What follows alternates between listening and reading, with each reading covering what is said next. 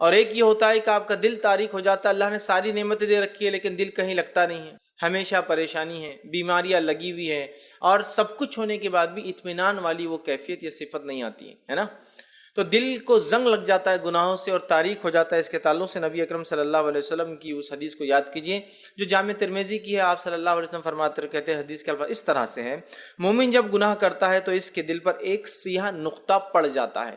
جب ایک ایمان والا کوئی گناہ کرتا ہے تو اللہ تعالیٰ اس کے دل پر ایک سیاہ بلیک سپاٹ ڈیولپ کر دیتا ہے، تو سیاہ نقطہ اس کے دل پر لگ جاتا ہے۔ آپ فرماتے ہیں پھر اگر وہ توبہ کر لیتا ہے اور اس گناہ کو چھوڑ دیتا ہے اور معافی مانگ لیتا ہے تو یہ دل دھو دیا جاتا ہے، وہ سیاہ نقطہ دھل جاتا ہے۔ تو جب ایک مومن گناہ کرتا ہے تو اس کے دل پہ ایک بلیک سپاٹ آ جاتا ہے، اگر وہ توبہ کر لیتا ہے، معافی مانگ لیتا ہے اور گناہ کو چھوڑ دیتا ہے۔ دیکھیے توبہ بھی کرا اور چھوڑ دیا، دونوں الفاظ، مطلب توبہ بھی کی اور چھوڑ دیا، تو اس کے نتیجے میں یہ ہوتا ہے کہ اللہ تعالیٰ اس بلیک سپاٹ کو، اس سیاہ دھبے کو دھو دیتا ہے۔ پھر اللہ کے رسول صلی اللہ علیہ وسلم آگے فرماتے ہیں، اور اگر وہ گناہ پر گناہ کرتا چلا جاتا ہے تو سیاہی بھی بڑھتی چلی جاتی ہے۔ اگر وہ گناہ پہ گناہ کرتا چلے جاتا ہے، سٹاپ نہیں ہوتا ہے، معافی نہیں مانگتا ہے، تو وہ بلیک سپاٹ ڈیولپ ہوتا جاتا ہے، بڑھتا جاتا ہے، ایکسٹینڈ ہوتا جاتا ہے اور پھیلتا جاتا ہے۔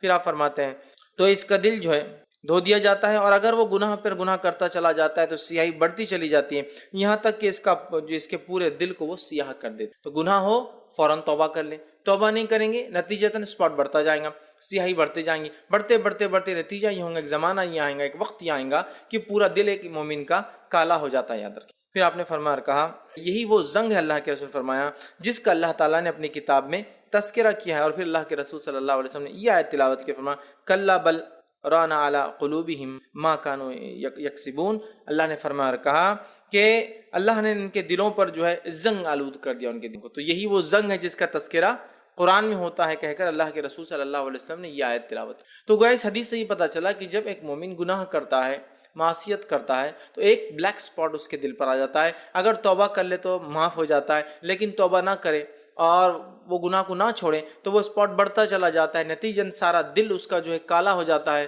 اور پھر اس کے بعد اللہ نے جو قرآن میں فرمایا یہی وہ زنگ ہے جو ان کے قلوب، ان کے دل پہ لگ جاتا ہے۔ تو دلوں کا زنگ آلود ہونا گناہ کرنے کا یہ سب سے پہلا نتیجہ کہ ہمارے دل خراب ہو جاتے ہیں، زنگ آلود ہو جاتے ہیں، سخت ہو جاتے ہیں، نیکی سے دور ہو جاتے ہیں، گناہ اور معصیت کو پسند کرنے لگتے ہیں، بیاہی کو پسند کرنے لگتے ہیں، ہر بری چیز اچھی لگتی ہے، شیطان کی اتباع اور اس کی فرمانبرداری کرنا آسان ہو جاتا ہے، اور رحمان کی معصیت اور گناہ جو ہمارے لیے آسان ہو جاتے ہیں، اور اللہ کی اطاعت کرنا یا اس کے دین اور شریعت پہ چلنا یا رسول اللہ صلی اللہ علیہ وسلم کی بات ماننا پھر مشکل ہو جاتا ہے۔ اس لیے کہ آپ بھی جانتے ہیں اور میں بھی جانتا ہوں، جب کسی لوہے پر زنگ لگ جاتا ہے تو وہ لوہا جو بڑی بڑی عمارتوں میں استعمال ہوتا ہے، مضبوط قسم کی گاڑیاں اس سے بنائی جاتی ہے، گھر تعمیر ہوتے ہیں، کیا کچھ اس سے نہیں ہوتا، اس سے ہتھیار بنائے جاتے ہیں، لیکن اگر اسی لوہے کے اوپر اگر کلر کی چادر نہ چڑھا جائے، رنگ نہ دیا جائے، تو وہی لوہا چند سالوں اور چند مہینوں کے اندر ریت جیسا برادہ بن کے نیچے گر جاتا ہے، چونکہ اس پر زنگ لگ جاتا ہے۔ سمجھ رہا؟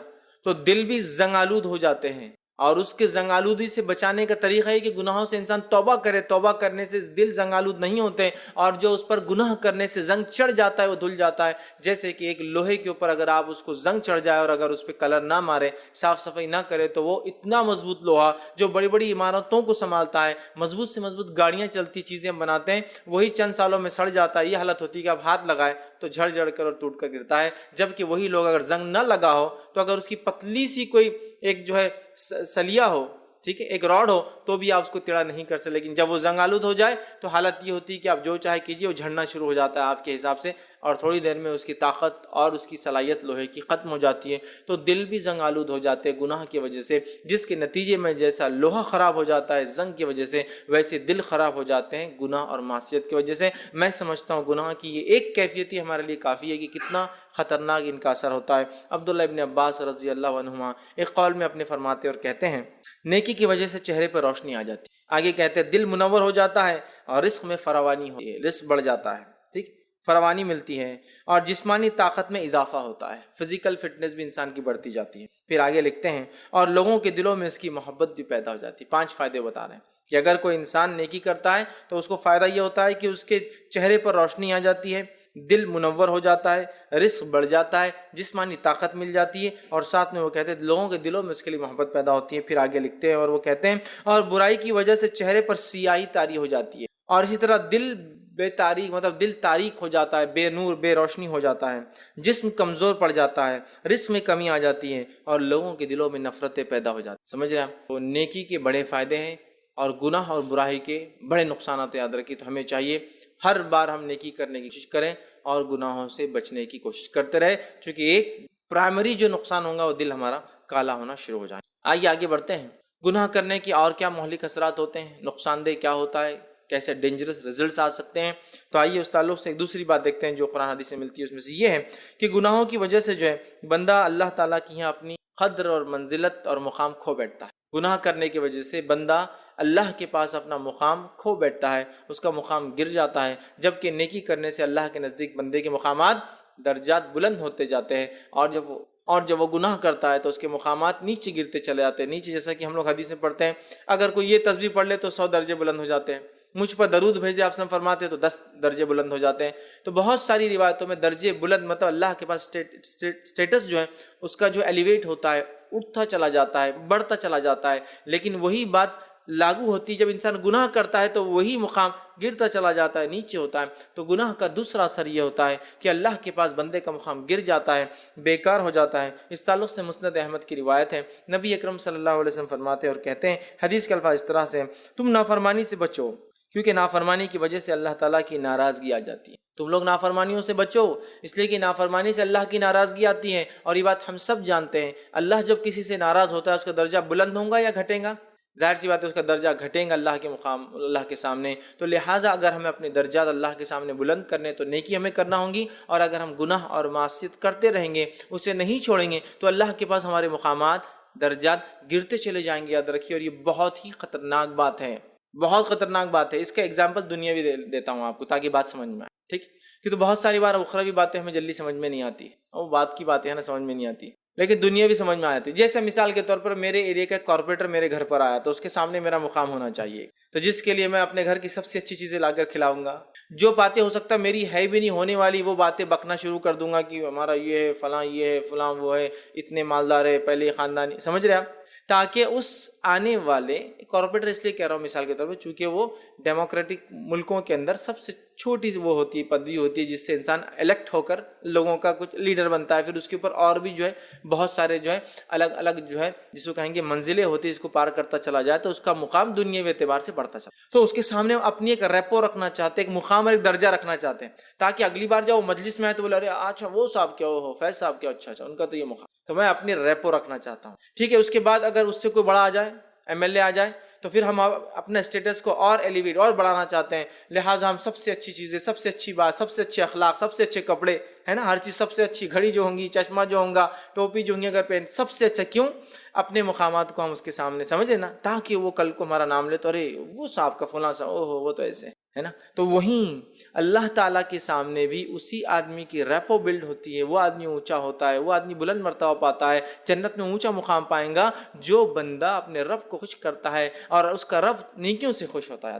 یہاں مسند احمد کی روایت کیا بتا رہی ہے کہ اللہ کے رسول فرما رہے ہیں کہ تم نافرمانیوں سے بچو کیونکہ نافرمانیوں سے جو اللہ تعالیٰ کی ناراضگی آتی ہے، اور اللہ کی ناراضگی ہمارے اسٹیٹس کو، ہمارے درجات کو گھٹا دیتی ہے۔ یاد رکھیں، جب ہمارے اسٹیٹس، ہمارے درجات اللہ کے سامنے گھٹ جائیں گے تو کیا ہمیں اللہ تعالیٰ جنت کے اونچے مقام عطا فرمائیں گا؟ نہیں۔ تو دنیا میں جیسے ہم کرتے ہیں ریپو بلڈنگ بڑھاتے ہیں، تو ہمیں آخرت کے اعتبار سے مخلص ہو کر خالص دل سے نیکیاں کرنا ہے تاکہ اللہ کے پاس بھی درجات بلند ہو، اور خاص طور سے معصیت اور گناہوں سے بچنا ہے، اس لیے کہ معصیت اور گناہ اللہ کی ناراضگی لاتی ہے، اللہ کی ناراضگی یقیناً ہمارے درجات کو گھٹا دیتی ہے۔ تو اگر ہمیں اور آپ کو اپنے درجات کو بلند کرنا ہے، اللہ کے پاس مقام پانا ہے، تو ہمیں گناہوں سے بچنا پڑے گا، چونکہ گناہ اللہ کی ناراضگی لاتے ہیں، اور اللہ کی ناراضگی جو ہمیں جہنم کے اعتبار سے یا آخرت کے اعتبار سے جہنم کے قریب لے جاتی ہے، اور اگر اس میں ہم ڈٹ گئے، اڑ گئے اور اسی پہ موت آ گئی، اللہ رحم کرے، پھر تو جہنم ہمارا ہمیشہ کا ٹھکانہ بن سکتا ہے، ٹھیک ہے۔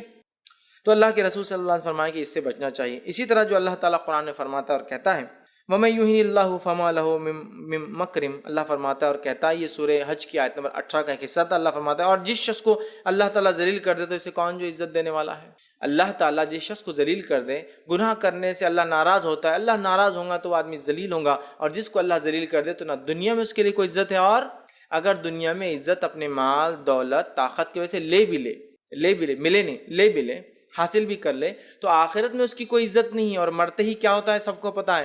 حدیث میں آتا ہے کہ جیسے ہی کوئی شخص مرتا ہے اور وہ گناہگار معصیت بھرا ہوتا ہے، فرشتے ہی بری بری صورت کے آتے ہیں، برے برے ناموں سے پکارتے ہیں، روح کو کھینچتے ہیں، گندا ٹاٹ کا اس کے لیے جو ہے کفن لاتے، بدبودار، اتنی تیز بدبو ہوتی ہے اس کی کہ جب اس کی روح اس میں ڈال کر پہلے آسمان پہ لے جائی جاتی ہے، پہلے آسمان کے فرشتے بولتے ہیں دروازہ کھولیں گے ہی نہیں اس مغضوب، اس گندی روح کے لیے، اس بدبودار روح کے۔ تو کیا اس کی عزت کہاں ہو رہی ہے دنیا میں؟ اس لیے میں کہہ رہا ہوں لے بھی لے، مار کر، مال سے، دولت سے، اپنے رواب سے لے بھی لے، تو آخرت میں کوئی عزت نہیں۔ آنے والے فرشتے سب سے بھیانک اور بھینکر آئیں گے، وہاں سے اذیت، اور پہلے آسمان کے دروازے ہی نہیں کھولیں گے، اوپر سے نیچے پھینک دیا جائے گا، نیچے آ کے ذلیل اور خوار ہوں گے۔ اور وہیں نیکوکاروں کا ہو سکتا ہے دنیا میں اعتبار سے تو غریب رہا ہو، کوئی پہچانتا نہ ہو، چند لوگوں میں خالی معرفت ہو، دنیا سے چلا بھی گیا تو کچھ جنازے میں بھی شامل نہ ہو، کون پہچانتا تھا اس کو، لیکن آخرت کے اعتبار سے جو فرشتے لینے آئے وہی اس کا ویلکم کر رہے ہیں، اس کی روح جلدی جلدی نکل رہی، جو کفن لا اتنا خوشبودار کہ پہلے آسمان پہ جانے سے پہلے فرشتے سونگ لے رہے، کوئی اچھی روح آ رہی ہے، دروازے کھول دی جا رہے، ویلکم، استقبال کیا جا رہا ہے، فرشتے سلام کر رہے، خوش آمدید آئے، اچھی روح، تم نے بڑی نیک کام کی، خوشخبری ہے تمہارے لیے، تمہارا رب تم سے راضی ہے،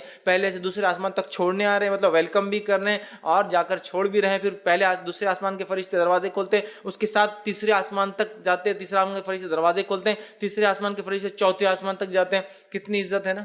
آپ اندازہ لگائیے، اس بات کو سمجھنا دنیاوی اگزامپل سے آپ بہت جلدی سمجھ جائیں گے۔ آپ سمجھ لیجئے کسی جگہ سفر کر کے جا رہے ہیں، اور سفر کر کے آپ جس جگہ جا رہے ہیں وہاں آپ کو ریسیو کرنے کے لیے بہت سارے لوگ آئے ہیں، کئی لوگ بس سے اترے، کوئی اکیلا کھڑا ہے، کوئی انتظار کر رہا ہے، اور آپ کے لیے ایسے لوگ کھڑے ہوئے بس کے سامنے اترتے، ویلکم ہو رہا ہے آپ کا، تو آپ کا کیا مقام ہے دوسروں کو بھی پتہ چل جاتا ہے نا، اور لوگ سمجھ جاتے کہ اہمیت والا انسان ہے۔ سیکنڈ کیس، آپ جب بس سے اترے تو آپ کے ساتھ پبلک ہی نہیں بلکہ انتظامیہ پولیس بھی کھڑی تھی آپ کو ویلکم کے لیے، تو آپ کا اسٹیٹس کیا ہے لوگ سمجھ جاتے ہیں۔ بس ایک ایسی جگہ رکی گئی جہاں عام طور سے رکتی نہیں ہو، اور خاص آدمی ہے تو خاص اس کے ڈیسٹینیشن میں جا کے چھوڑ رہے ہیں، اس سے آپ کی اہمیت پتہ چلتی ہوتا ہے نا۔ تو اندازہ لگائیے، فرشتے ویلکم کر رہے ہیں، فرشتے استقبال کر رہے ہیں، دروازہ کھول رہے ہیں، پہلے دروازے سے دوسرے دروازے تک، دوسرے دروازے کے فرشتے تیسرے تک آ رہے ہیں، اس سے زیادہ عزت اور کیا ملے گی انسان کو کہ اللہ کی وہ مخلوق جو نوری مخلوق ہے، وہ اللہ کے حکم سے اس نیک بندے کے ساتھ یہ سلوک، بڑی بات ہے نا، بہت بڑی بات۔ اور دنیا میں انسان عزت کا تو بھوکا ہوتا ہے، اور کیا چاہیے ہوتی، سب کچھ ہونے کے بعد بھی کوئی عزت نہ کرے تو آپ کا کیا مقام، اور کچھ نہیں ہونے کے بعد بھی دنیا کسی کو عزت دے تو سارے لوگ جلتے ہیں اس پہ، یار اس کے پاس کچھ نہیں پھر بھی لوگ عزت دیتے ہیں اس کو، یہ اصل چیز۔ تو یہاں وہی بات ہے، اللہ کسی کو ذلیل کر دے اسے کوئی عزت نہیں دیں گا، اللہ کسی سے ناراض ہو جائے اس کے گناہوں کی وجہ سے تو کیا وہ عزت معاف ہو سکتا ہے؟ بالکل نہیں۔ تو لہٰذا اگر ہمیں دنیا اور اخروی عزت بھی چاہیے تو ہمیں گناہوں کو ترک کرنا ہوگا، ورنہ یہ گناہ جو ہے بہت بری حالت انسان کی کر دیتے ہیں۔ آئیے تیسری چیز جو گناہ کرنے سے ہوتی ہے وہ یہ ہے کہ گناہوں کی وجہ سے بندہ شیطان کا قیدی بن جاتا ہے، شیطان کا ساتھی بن جاتا ہے، یا شیطان اس کا قارین، اس کا ساتھی بن جاتا ہے۔ گناہ کرنے کا نتیجہ یہ ہے کہ شیطان ہمیشہ اس انسان کو لپک جاتا ہے، چپک جاتا ہے، اس کے پیچھے پڑ جاتا ہے۔ جو شخص کیا کرتا ہے؟ گناہ کرتا ہے۔ یہ گناہوں کا مہلک اثرات، گناہوں کا نتیجہ ہے، یہ ڈینجرس رزلٹ ہے جو گناہوں کی وجہ سے ملتا ہے۔ آئیے کس طرح سے آیت آتی ہے، قرآن کی آیت سورہ زخرف سورہ نمبر 43 43 آیت نمبر 36 میں اللہ فرماتا ہے، کہتا ہے وَمَن يَعْشُ عَن ذِكْرِ الرَّحْمَنِ نقیز له الشیطان فهو له قرین۔ اللہ فرماتا اور کہتا ہے، اور جو رحمان کی یاد سے غافل ہو جاتا ہے، جو اس کے دین پر نہیں چلتا، جو تلاوت قرآن نہیں کرتا، جو دین کے احکامات پر عمل نہیں کرتا، چونکہ انسان ظاہر سی بات ہے تلاوت قرآن نہ کرے، جو اعمال کرنے کا حکم ہے وہ نہ کرے تو آٹومیٹیکلی وہ اللہ سے غافل ہو جاتا ہے نا۔ کوئی ایسا انسان آپ نے دیکھا جو بے نمازی اور اللہ کو بہت یاد کرتا ہو ہی نہیں سکتا ہے نا۔ کوئی ایسا شخص آپ نے دیکھا جو بہت دینداری کا دعویٰ کرتا اللہ کی کتاب کوئی نہیں پڑھتا ہو ہی نہیں سکتا ہے نا۔ تو اللہ فرماتا ہے جب کوئی بندہ اور جو شخص رحمان کی یاد سے غافل ہو جائے، اس کے دین پر عمل نہیں کرتا جس سے غفلت آ جاتی، کتاب نہیں پڑھتا جس سے غفلت آتی، ذکر و اذکار نہیں جس سے غفلت آ جاتی، تو کیا ہوتا ہے؟ تو اللہ فرما رہا ہے تو ان ذکر الرحمن نقیض له، تو اللہ ایک شیطان کو اس کے اوپر مسلط کر دیتا ہے۔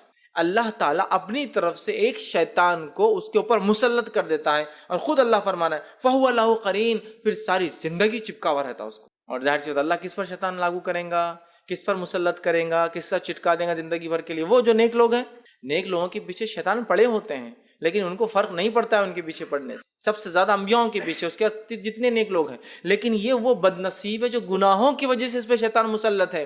وہاں جب نیک لوگوں کے پیچھے شیطان ہوتا ہے تو ان کا رب ان کے لیے ڈھال تیار کر دیتا ہے، لیکن یہاں مسئلہ یہ ہے کہ اس کے گناہوں کی وجہ سے اس کے رب کی طرف سے وہ شیطان اس پر حاوی ہوا، فَهُوَ قَارِينٌ، اور وہ ہمیشہ اس کے بولتے ہیں قارین، مطلب وہ جو چپکا ہوا ہے ساتھ، کنٹینیو آپ کے ساتھ ہے، تو وہ اس کے ساتھ چپکا ہوا رہتا ہے۔ تو اب اندازہ لگا لیجیے جب ایک انسان اللہ کے دین سے دور ہوتا ہے تو ایک شیطان اللہ اللہ تعالیٰ کی طرف سے اس پر مسلط کر دیا جاتا ہے۔ تو کبھی بھی یاد رکھیے، ہم ایمان والے ہونے کے ناطے کبھی اللہ کے ذکر سے غافل نہ ہوں۔ سب سے پہلے قرآن کی تلاوت، باقی وہ دعائیں، ذکر و اذکار جو سنت میں ہمیں ملتے ہیں تمام جو صحیح ہے ان کو ہم عمل میں لائیں۔ اسی طرح ہم جو تمام جو احکامات جو بالخصوص 5 توحید، نماز، روزہ، زکوٰۃ ہے، جن پر عمل کرتے رہے، اللہ نے طاقت اور استطاعت دی جب تک ہو سکے، تاکہ وہ شیطان مسلط ہم پر نہ ہو۔ اللہ کے دین نے جو حکم دیے ان کو ہم بجا لاتے رہیں، اور جن چیزوں سے منع کیا اور روکا ان سے رکتے رہیں، تو انشاءاللہ العزیز ہمارا یہ مسئلہ حل ہو جائے گا، اور اللہ تعالیٰ بلکہ جو شیطان ہمارے پاس آئے گا اس کو بھی دور کر دیں گا۔ جبکہ اگر اللہ کے ذکر سے ہم غافل ہو گئے تو اللہ تعالیٰ اپنی جانب سے ایک شیطان پھر لاگو کر دیں گا،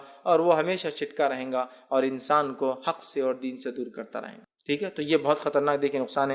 چوتھا نقصان جو گناہ کرنے سے ہوتا ہے بندے کے ساتھ وہ یہ ہے، گناہ جو ہے بندے کو جو ہے اپنے آپ سے غافل کر دیتے۔ گناہ بندے کو اپنے آپ سے غافل کر دیتے ہیں۔ اپنے آپ سے غافل کا کیا معنی؟ اپنے آپ سے غافل کا معنی یہ ہے کہ انسان دنیا میں اپنی ہی خیر خواہی چھوڑ دیتا ہے، جس کے نتیجے میں آخرت میں اس کو خسارہ اٹھانا۔ اپنے آپ سے غافل، جیسے دیکھیے کہ انسان ہے شراب میں لگا ہوا دن رات، نشے میں لگا ہوا دن رات، سود میں لگا ہوا دن رات، زنا میں لگا ہوا دن رات، دنیا پرستی میں لگا ہوا دن رات۔ پڑھائی بولے تو صرف دنیاوی پڑھائی، باقی دین کا کوئی نہیں، ابھی نماز وماز سب جب پڑھائی ختم ہوگی تب پڑھے۔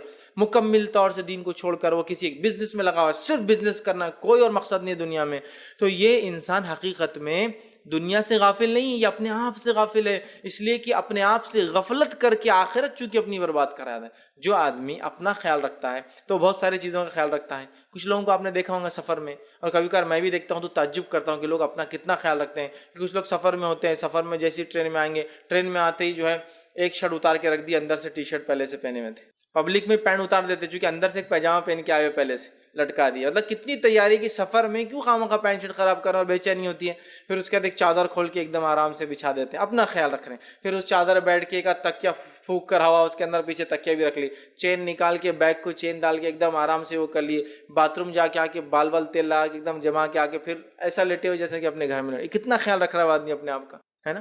وہ غافل نہیں ہے اپنے آپ سے، وہ سفر کی تکلیفوں کو جانتا ہے، اور وہ جانتا ہے سفر سے اترنے کے بعد بھی کام ہے، لہٰذا وہ اس کی تیاریوں کے ساتھ غافل نہیں ہے۔ لیکن جب ایک انسان گناہ کرتا ہے تو حقیقت میں وہ اپنے آپ سے غافل ہو جاتا ہے۔ مطلب وہ رب سے غافل ہونا، اپنے آپ سے غافل ہونا، اس لیے کہ آخرت کے اعتبار سے اسے خسارہ ہونے والا ہے۔ تو آئیے ہم دیکھتے ہیں گناہ انسان کو اپنے آپ سے غافل کر دیتے ہیں، اور اللہ رب العزت فرماتا ہے سورہ حشر سورہ نمبر 59 آیت نمبر 19 میں اللہ فرماتا ہے کہ اللہ تعالیٰ کہتا ہے وَلَا تَكُونُوا كَالَّذِينَ نَسُوا اللَّهَ فَأَنسَاهُمْ أَنفُسَهُمْ أُولَٰئِكَ هُمُ الْفَاسِقُونَ۔ اللہ فرماتا ہے کہتا ہے اور تم ان لوگوں کی طرح مت ہو جانا جنہوں نے، اللہ فرماتا ہے، اللہ تعالیٰ کو بھلا دیا، پھر اللہ نے بھی انہیں اپنے آپ سے غافل کر دیا، ٹھیک ہے، اور ایسے ہی لوگ فاسق اور نافرمان ہوتے۔ اللہ کیا فرمایا؟ خبردار تم ان لوگوں جیسے نہ ہو جانا جنہوں نے اللہ کو بھلا دیا۔ چونکہ انہوں نے اللہ کو بھلا دیا، اللہ نے ان کو اپنے آپ سے غافل کر دیا، غفلت میں ڈال دیا۔ غفلت سمجھتے نا، بولتے ہیں ارے تم غفلت میں میاں کہاں جا رہے ہو، بزنس غلط ہے، ارے تم غفلت میں وہ گاڑی وہاں جاتی ہی نہیں۔ غافل، اپنے آپ کو دھوکہ دینا جس کو کہتے ہیں، جبکہ وہ سمجھتا نہیں دے رہا لیکن دیتا ہے۔ تو اللہ فرما رہا جب کوئی اللہ کے ذکر سے، اللہ کی یاد سے، اللہ کے دین سے اللہ کو بھلا دیتا ہے تو اللہ تعالیٰ نتیجے میں اس کو اس کے اپنے آپ سے غافل کر دیتا ہے، غفلت میں ڈال دیتا ہے۔ دنیا کی زندگی مشکل ہو جاتی ہے اس غفلت کی وجہ سے، اور آخرت میں کیا انجام ہوگا ہم سب جانتے ہیں، ٹھیک ہے۔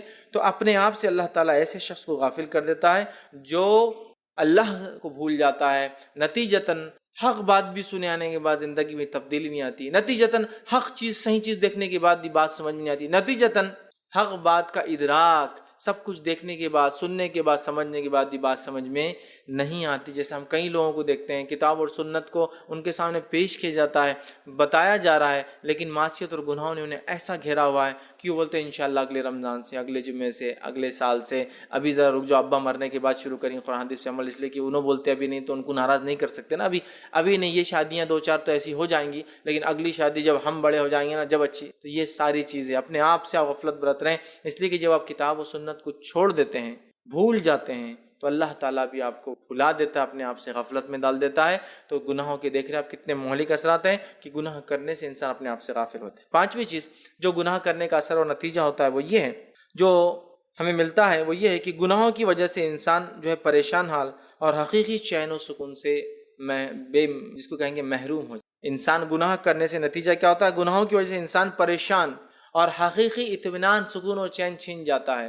تو گناہ کرنے سے انسان میں پریشانی آتی ہے، اور حقیقی ریئل سینس میں سکون اور چین سے انسان کیا ہوتا ہے، دور ہو جاتا ہے۔ یاد رکھیے، جس کے تعلق سے اللہ رب العزت فرماتا ہے، یہ سورہ طٰہٰ سورہ نمبر 20 آیت نمبر 124 126 ہے۔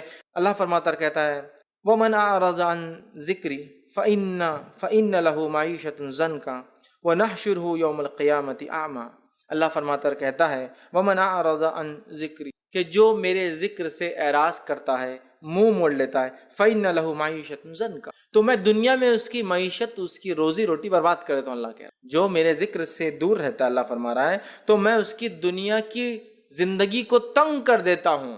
معیشت ضنکا، معیشت کہتے ہیں دنیا کی زندگی میں جو چیز وسائل لگتے ہیں جینے کو، مال دولت روپیہ پیسہ اولاد طاقت صلاحیت صحت، سب ہم برباد کر دیتا ہوں، تو اس کی دنیا کی زندگی ضنکا، سخت کر دیتا ہوں، چھوٹی کر دیتا ہوں، کس دیتا ہوں، جکڑ لیتا ہوں، اس کو دبا دیتا ہوں اور تنگ حال کر دیتا ہوں۔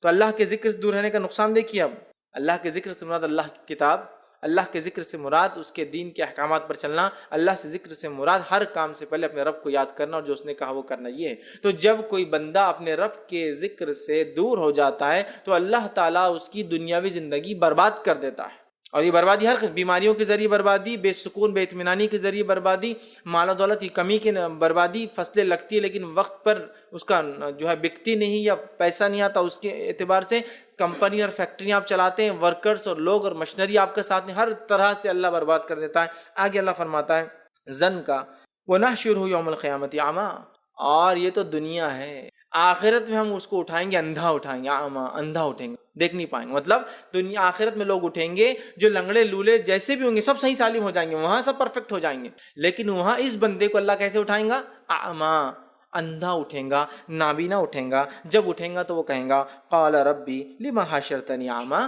اے میرے رب، وہ بندہ کہیں گا اے اللہ مجھے تو نے اندھا کیوں اٹھایا، ایسا حشر کیوں کیا، میرا ایسا نتیجہ کیوں ہو رہا ہے میرے ساتھ؟ تو پوچھیں گا لما حشرتنی اعمیٰ، اے اللہ ایسا کیوں ہوا، وقد کنت بصیرا، جبکہ میں تو دنیا میں، اللہ فرماتا ہے وقد کنت بصیرا، جبکہ میں دنیا میں تو دیکھتا تھا، تو اللہ تو نے مجھے ایسا کیوں اٹھایا؟ تو اللہ تعالیٰ کی طرف سے جواب آئے گا، سنی کیا جواب آئے گا، قال كذلك اتتك آیات، اللہ فرماتا ہے قال كذلك اتتك آیاتنا فنسیتها وكذلك یوم تنسیٰ، اللہ فرمائیں گا، کہیں گا تو چونکہ میری آیتوں کو دنیا میں بھلا چکا تھا، میری نشانیوں کو، میری کتاب کو، میری باتوں کو، میرے احکامات کو، میرے رسول کے احکامات کو بھلا چکا تھا، لہٰذا آج میں نے بھی تجھے بھلا دیا، اس لیے اندھا اٹھایا، چونکہ تو نے دنیا کے اندر میرے ذکر کو چھوڑ دیا، میری آیتوں کو جھٹلا دیا۔ مطلب آیتوں سے مراد اگر دوسری قوموں سے کوئی ہوں گے تو ان کی کتاب اور ان کے انبیاء کو انہوں نے جھٹلایا، وہ آیتیں تھیں۔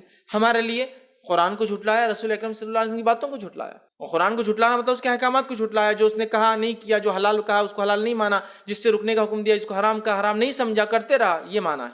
اللہ فرمائیں گا چونکہ تو میری آیتوں کو دنیا میں بھلا چکا تھا، آج میں بھی تجھے بھلا چکا ہوں، تیری کو ویلیو میرے پاس نہیں۔ اندازہ لگائیے اللہ رب العزت کے سامنے جو لوگ اندھے اٹھیں گے، یا پوری قیامت میں لوگوں کے سامنے جو لوگ اندھے اٹھیں گے، لوگ سمجھ جائیں گے یہ لوگ وہ ہیں جن کو ان کے رب نے بھلا دیا، کیونکہ یہ دنیا میں اپنے رب کو بھلائے ہوئے، یہ دنیا میں اسلام پر عمل نہیں کرتے تھے، جو باتیں کہی گئی حلال کو حلال حرام کو حرام نہیں سمجھتے تھے، جو حکم دیا گیا کرنے کا نہیں کرتے تھے، جس سے منع کیا اس سے نہیں رکتے تھے، نتیجتاً آج ان کو اندھا اٹھایا گیا ہے۔ تو دیکھیے گناہوں کے مہلک اثرات، دنیا کی زندگی تنگ ہو جاتی ہے، دل اچاٹ ہو جاتے ہیں، اور ایک بے اطمینانی کی زندگی انسان جیتا ہے، جس کے تعلق سے اللہ گواہی دے رہا ہے کہ اس کی ہم کیا کرتے ہیں، دنیا کی زندگی معیشت ضنکا، دنیا کی زندگی سخت کر دیتے ہیں اس کے لیے۔ تو اگر آپ کو اور ہمیں کوئی پریشانی ایسی آ رہی ہے جس میں دنیا کی زندگی میں ہم پریشان ہیں، اچاٹ ہے، دل محروم لگ رہا ہے، ڈپریسڈ ہے، ہر بار جو غلط خیالات آ رہے ہیں، ہر چیز میں نقصان ہوتا ہے، کام ہوتے ہوتے نہیں ہو پاتا ہے، تو سمجھ جائیے کچھ نہ کچھ گناہ ہم کر رہے تھے، جس کے نتیجے میں یہ ہمارے ساتھ ہو رہا ہے، اور دنیا کی زندگی میرے اور آپ کے ساتھ تنگ کر دی جا رہی ہے۔ سمجھ رہے ہیں بات کو؟ ورنہ انبیاءوں کا اور نیک لوگوں کا تو حال یہ تھا، نبی اکرم صلی اللہ علیہ وسلم فرماتے ہیں انبیاءوں کے ساتھ اللہ نے انبیاءوں کو سب سے زیادہ آزمایا، کچھ تو ایسے آزمائے گئے کہ جسموں پہ کیڑے ہو جائیں، کیڑے، اور کچھ ایسے آزمائے گئے کہ ٹاٹ کے علاوہ باندھنے کو کچھ نہیں تھا، ٹاٹ ہوتا نا تھیلے جو ہوتے ہیں، اس کے علاوہ کچھ نہیں تھا، ٹھیک ہے، لیکن اللہ کے رسول وہ اتنے خوش تھے اس حالت میں کہ تم فراوانی میں بھی اتنے خوش نہیں ہوتے ہو، کیوں؟ کہ ان کو ان کے رب نے دلی اطمینان دیا۔ وہ ایک کیفیت ہے کہ انسان نقصان ہو رہا ہے، ہر طرف نظر آ رہا ہے ظاہر، لیکن دل سے، اور یہ ایک کیفیت ہے کہ جیسے ہماری ہے، امن و امان والے علاقے، بہترین ملک، ساری چیزیں، لیکن آج ہم دل طور سے دو لوگ جمع ہوتے تو کیا بات کرتے ایک دوسرے سے، یار بس دل نہیں لگ رہا، مزہ نہیں آ رہا کچھ. سب کچھ دنیا کی نعمتیں کھائے بعد بھی مزہ نہیں آ رہا. نیا ہونا، وہ نئی چیز کرنے کے بعد بھی مزہ نہیں آ رہا، کچھ اور نیا ہونا. چلو یہاں گھومنے جائیں گے، وہاں جا کر بھی مزہ نہیں آیا، چلو اس سے اوپر کے جائیں گے، دنیا گھوم کے آ گیا، چاند پہ بھی جا کے آ گیا، لیکن مزہ نہیں آ رہا. دل کی دنیا ویران ہے، اللہ نے اس کی دنیا معیشت زن کا برباد کر کے رکھی. تو گناہوں کا ایک اثر کیا ہوتا ہے؟ اللہ دنیا کی زندگی برباد کر دیتا ہے. آئیے آگے بڑھتے ہیں. چھٹا وہ عمل، چھٹی وہ چیز جس سے کرنے سے یا گناہ کرنے سے جو ہوتا ہے وہ یہ ہے، جو اثر ہوتا ہے وہ یہ ہے، گناہوں کی وجہ سے موجودہ نعمتیں چھن جاتی ہے اور آنے والی نعمت روک لی جاتی ہے. گناہ کی وجہ سے موجودہ نعمت اللہ چھین لیتا ہے اور آنے والی نعمتوں کو اللہ روک دیتا ہے. یاد رکھیے یہ گناہوں کا بہت ہی خطرناک، مہلک، ڈینجرس جو ہے اثر ہے. یاد رکھیے کہ نعمتیں جو ہے وہ چلی جاتی ہے اور جو آ رہی ہے وہ روک دی جاتی ہے. اور یہ بات میں بار بار کہتا ہوں، ہم نے دیکھا کہ کتنی ساری نعمتیں اللہ ہمیں دیتا ہے، جب ہم ناشکری کرتے ہیں، جب چھن جاتی تو یاد آتی ہے. اور ایک عام اصول بھی ہے نا، نعمتوں کا جب زوال آتا ہے نا، جب احساس ہوتا ہے یار کیا نعمت ہے نا، ہوتا ہے نا. جیسا اللہ نے پورا صحیح سالم جسم دے دیا، احساس نہیں ہوتا، کبھی شکر ادا نہیں کرتے. لیکن اللہ نہ کرے کوئی ایک اعضا چھینتے چلا گیا اور گریجولی آپ کو پتا چل رہا ہے یہ اعضا آپ کے پاس سے جا رہا ہے، آنکھوں کی بینائی کم ہو رہی ہے، ہاتھ یا پیر میں سے کوئی حصہ شل ہو جا رہا ہے، بیکار ہو رہا ہے، پیرالائزڈ ہوتا جا رہا ہے، تو تب انسان بولتا ہے کہ چلے گئے. اب ہاتھ باندھ کے گھومنا پڑتا ہے، جب تھا تو احساس نہیں. اب آنکھ دیکھ نہیں پاتی ہے تو کوئی لے کر چلتا ہے یا لکڑی سے ڈھونڈتا ہوا اشاروں سے چلتا ہے، تو تب انسان کو احساس ہوتا ہے کیا نعمت. ایک تو آزمائش کے طور پہ بھی ہو سکتا ہے، دوسرا ہمارے گناہوں کی وجہ سے سکتا ہے. اور آزمائش اور گناہ کا فرق میں سمجھتا ہوں سب کو پتا ہے. آزمائش وہ چیز جب دین پر چلتے ہیں تو جس سے تکلیفیں آتی ہے وہ آزمائش ہے، اور جب دین کو چھوڑ کر چلتے ہیں تو جو تکلیفیں آتی ہے وہ گناہ ہوتا ہے، وہ جو ہوتی ہے سزا ہوتی ہے، وہ عذاب ہوتا ہے. سمجھے؟ تو تب ہم بولتے ہیں اللہ یہ چلے گئی، میں بہت شکر ادا کروں گا، واپس دے دے. نہیں ہوتا ہے. تو نعمتوں کو باقی رکھنا ہے، نیکی کرتے جائیے، نعمتوں کو باقی رکھنا ہے، گناہوں سے بچتے جائیے ورنہ چھن جاتے ہیں. اللہ رب العزت فرماتا ہے سورہ بقرہ سورہ نمبر 2 آیت نمبر 35 و 36 میں، وَقُلْنَا يَا آدَمُ اسْكُنْ أَنْتَ وَزَوْجُكَ الْجَنَّةَ. اللہ نے فرمایا آدم تم اور تمہاری بھی حوا جاؤ جنت کے اندر جاؤ اور اس کے اندر رہو. وَكُلَا مِنْهَا رَغَدًا حَيْثُ شِئْتُمَا، اور جنت میں سے جہاں چاہو کھاؤ اور پیو، جاؤ کھاتے رہو.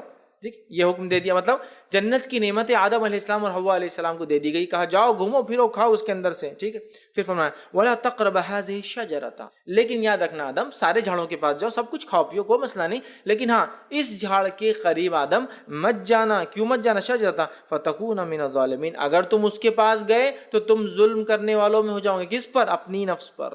چونکہ اس جھاڑ کے پاس جاؤں گے رب کی نافرمانی ہوگی، رب کی نافرمانی ہوگی، رب تمہیں سزا دیں گا، رب سزا دیں گا، یہ تم نے خود اپنی نفس پر ظلم کیا. تو آدم مت جانا، اپنی بیوی کے ساتھ جنت میں رہو، ہر جھاڑ کے پاس جاؤ کھاؤ پیو، لیکن اس جھاڑ کے پاس مت جانا، اس لیے کہ اس جھاڑ کے پاس جاؤں گے تو کیا ہو جاؤں گے؟ اپنی نفس پر ظلم کرنے والے. تو اللہ تعالیٰ نے آدم علیہ السلام اور حوا علیہ السلام کو ایک نعمت دی، نعمت تھی جنت، اور جنت کے پھل جہاں چاہو کھاؤ اور پیو. آدم جھاڑ کے قریب مت جانا. لیکن کیا ہوا؟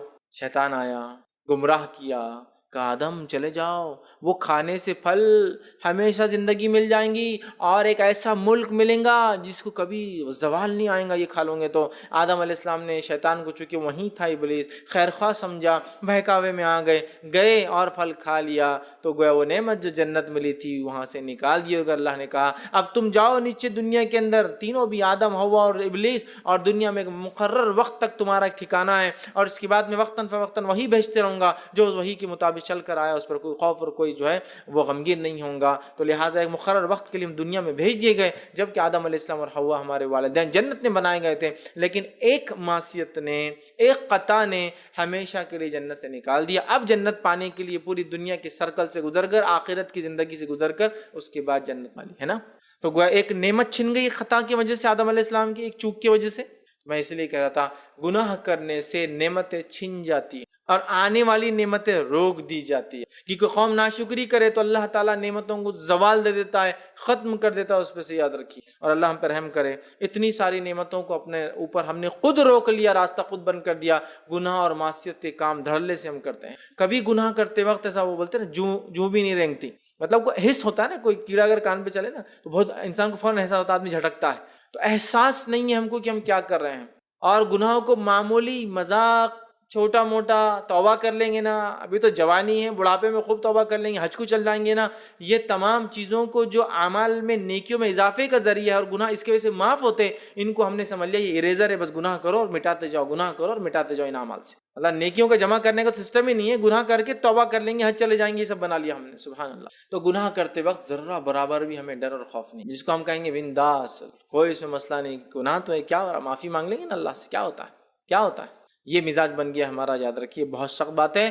گناہ کرنے سے اللہ دی ہوئی نعمت چھین لیتا ہے، اور گناہ کرنے سے اللہ تعالیٰ آنے والی نعمتوں کو ہم پہ روک دیتا ہے۔ اسی طرح ساتویں چیز جو گناہ کرنے سے ہوتی ہے وہ یہ کہ برکت کا خاتمہ ہو جاتا ہے، اللہ برکت چھین لیتا ہے۔ یاد رکھیے گناہ کرنے سے عمر کی برکت چھین لیتا ہے، اولاد کی برکت چھین لیتا ہے، مال کی برکت چھین لیتا ہے، علم کی برکت چھین لیتا ہے، عمل کی برکت چھین لیتا ہے، اور ساری زندگی میں عمر بے برکت، مال بے برکت، اولاد بے برکت، رزق کمائی بے برکت، اسی طرح علم بے برکت، عمل بے برکت ہو جاتا ہے، دل کی دنیا ویران ہو جاتی ہے، انسانی زندگی بے برکت اور نحوست سے بھر جاتی ہے۔ یاد رکھیں، اور آج ہو رہا ہے، آج ہم دیکھیے ہماری زندگیوں میں عمر میں کیا برکت ہے۔ کچھ لوگ ایسے دنیا میں گزرے جنہوں نے جو ہے 50-60 سال کی زندگیاں پائی، لیکن 50-60 سال میں ایسے کارنامے اور ایسے کام، ایسی دین کی خدمت، دنیا میں خدمت خلق اور ایسے دنیا کو نفع بخش چیزیں دے کر گئے کہ جن کے صرف چیزوں پر ریسرچ کر کے لوگوں کی اور انسٹیٹیوشنز کی زندگیاں گزر جا رہی ہے نا۔ کچھ علماء کی زندگی آپ پڑھیے جن کو قلم بھی میسر نہیں تھا، چوک اور کوئلوں سے دیواروں پر لکھ کر، پتھروں پہ لکھ کر پیغامات پہنچاتے رہے۔ اتنا کچھ لکھا کہ ان کی خالی زندگی میں کیا کیا لکھا، ان کتابوں کو جمع کرنے کے لیے ٹیم ورک ہو رہا ہے۔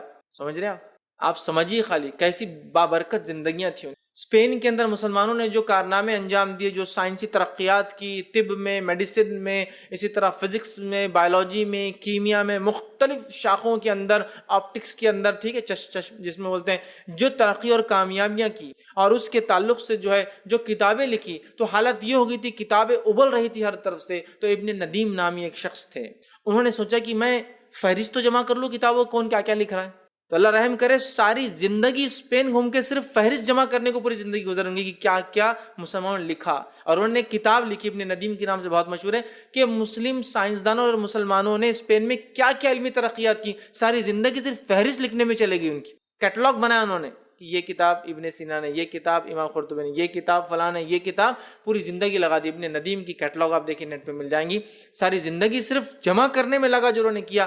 آج ہمارے پاس انٹرنیٹ ہے، سہولتیں ہیں، ایک کلک پر ہم کو قرآن میں یہ لفظ کتنی بار، یہ آیت کتنی بار، یہ الفاظ کتنی بار، اللہ کے رسول صلی اللہ علیہ وسلم نے یہ کتنی بار کیا، یہ صحابی کا نام، سب کچھ مل جاتا ہے۔ لیکن ہماری زندگیاں بابرکت نہیں، بے برکت ہے کہ سب کچھ ہونے کے بعد بھی آج ہم وہ کارنامے انجام نہیں دے پاتے جو ہمارے اسلاف نے چھوٹی چھوٹی زندگیوں میں بغیر سہولت کے دیے اور چراغوں کو جلا جلا کر جو ہے برکت زندگیاں جیتے تھے۔ عمر میں برکت، رزق میں برکت، اولاد میں برکت تھی، ان کے مال میں برکت تھی، کم کماتے تھے لیکن دنیا کے لیے ایسے ایسے وقت پر وراثتیں چھوڑ گئے کہ لوگ آج بھی اس سے فائدے اٹھا رہے ہیں۔ انکم کیا تھی، 20 دینار 20 درہم کچھ کماتے تھے، ایک زمین لے لی چھوڑ کر گئی، وقت کی پراپرٹی بن گئی، وقت پہ یہ ہوا، پھر یہ بنا، پھر مسجد بنی، پھر فلاں ہوا، آج دیکھو کروڑوں کی زمین ہے اور اتنے لاکھ انسان اس سے فائدہ اٹھا، برکت ہوئی نا۔ آج ہمارے پاس کروڑوں ہو کر بھی کیا کوئی وقف کرنے کی طاقت رکھتا ہے؟ ایسے کتنے لوگ آپ نے زندگی میں دیکھے بھائی انہوں نے ایک زمین وقف کی بول کر، آپ اتنے ایسے تو ہزاروں بتا دیں گے، انہوں نے ان کی زمین مارے ہوئے، انہوں نے ان کا پلاٹ مار لی، انہوں نے ان کا گھر مار لی، ایسے کتنے بتا سکتے جو دے کے جا رہے ہیں دنیا کو، کچھ دے کے جا رہے ہیں، ان کے پاس کچھ نہیں تھا مالی اعتبار سے، وہ دے کے جا رہے تھے، ہاں بس سب کچھ ہے لیکن ہم لے کر جا رہے ہیں، مطلب ان کے گناہ اپنے سر پر، ان کی زمین جائیداد کو لوٹنے، حقوق العباد مار کر۔